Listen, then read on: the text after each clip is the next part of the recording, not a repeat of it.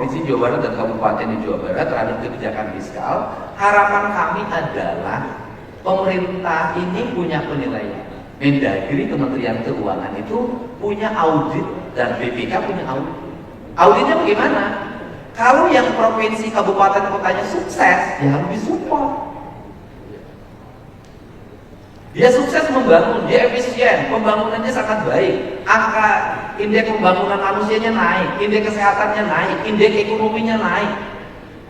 Kemudian dia menjadi penunjang terhadap pertumbuhan ekonomi nasional. Jawa Barat 5,2%. Artinya ya harus disupport. Ini adalah otonomi yang sukses. Ini didorong. Kemudian mereka yang inefisien, pemborosan anggaran, koruptif, ya itu harus dievaluasi. Dengan apa? Dikasih pendampingan untuk diarahkan agar belanja ke depan jauh lebih baik. Kalau misalnya tidak lebih baik juga, diambil saja kewenangannya oleh pemerintah pusat, dikerjakan oleh pemerintah pusat.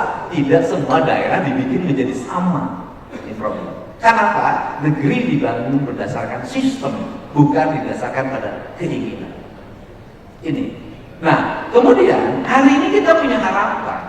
Harapannya apa? Problem kita ini adalah sentralisasi. Problem sentralisasinya apa? Saya berikan contoh, Pak. Saya sering turun ke Pamengkeng. Pabrik di Jawa Barat itu banyak banget tuh, Pak. Kawasan industrinya terhampar. Banjirnya kami yang terima. Pencemaran lingkungan kami yang terima. Mobil-mobil gede yang lewat tiap hari yang menghancurkan jalan kabupaten, jalan provinsi, kami yang harus memperbaiki. Jumlah penduduk yang bertambah sehingga ruas untuk Bandung tidak ada lagi tempat untuk membangun. Ruas untuk Kerawang sudah sempit, Bekasi sudah sempit karena pertumbuhan orang banyak, karena di situ pusat pertumbuhan ekonomi. Kami yang harus menanggung beban. Tapi perusahaan-perusahaannya punya kantor pusatnya di Jakarta.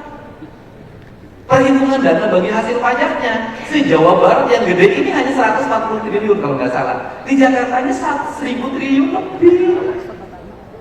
Ya otomatis dong yang dapat limpahan ekonomi yang paling kuat dari seluruh problem yang ada di daerah adalah sebuah daerah menikmati banyak hal. Keinginannya apa? Keinginannya adalah pemerintah pusat didorong agar ya kalau bayar pajak dihitung di mana tempat usahanya berada, bukan tempat di mana kantornya berada. Kenapa? Karena yang problem itu luasan areal sawit yang luas, pertambangan yang luas, kemudian industri yang luas. Di situ beban ekonomi dan penderitaannya, baik positif maupun negatif, bukan di sana. Nah kemudian kementerian anggarannya paling besar tersentral. Sekali rapat di hotel di sana kan sudah 10% masuk ke pajak daerah. Anggarannya gede kan, saya pernah jadi anggota DPR. Nah ini daerah itu makin kering. Nah konsepsinya adalah bagaimana yang harus dilakukan oleh kita adalah keadilan dalam distribusi pajak. Kalau negara ini ingin otonom, menurut saya rumusnya sederhana. Pajak ada PPH, ada PPN. Pabriknya di mana tuh PPH? PPN-nya di mana? Di situ ada desa. Desa bagaimana? Kasih aja bagi hasil desa ini misalnya 3%. Dari 3% itu desa itu pembangunannya 5 tahun itu selesai.